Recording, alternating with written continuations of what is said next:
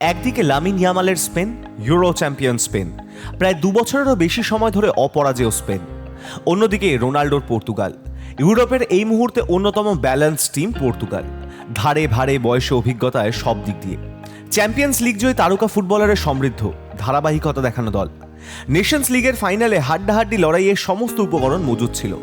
Ronaldo বনাম ইয়ামালের ব্যক্তিগত দ্বৈরথ ছাপিয়ে দিনের শেষে স্কোর লাইন বুঝিয়ে দিচ্ছে টক্কর কতটা শেয়ানে হয়েছে। পিছিয়ে পড়া পর্তুগাল পেনাল্টি শুটআউটে ম্যাচ জিতে নিলেও ফলাফল যে কোনো মুহূর্তে অন্যদিকে ঘুরে যেতে পারত।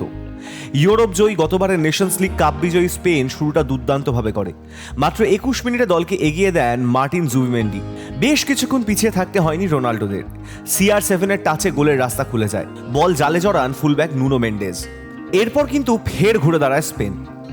অসাধারণ পাস বাড়ান বার্সেলোনার তরুণ মিডফিল্ডার পেদ্রি, গোল করেন ওয়ারজাবাল।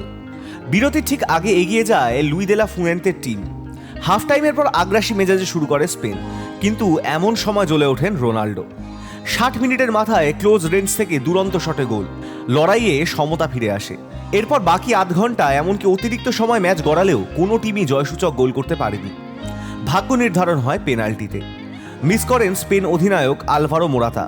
অন্যদিকে অন্তিম অর্থাৎ 5 নম্বর কিকে গোল করে পর্তুগালের জয় নিশ্চিত করেন রুবেন নেভেস। ম্যাচের শেষে বিমর্ষ মুখে ডাগআউটে বসে থাকতে দেখা যায় ইয়ামালকে। অন্যদিকে রুদ্ধশ্বাস লড়াই ও দেশের হয়ে ফের একটি ইউরোপীয় খেতাব জিতে কান্নায় ভেঙে পড়েন Cristiano Ronaldo. Hi news network.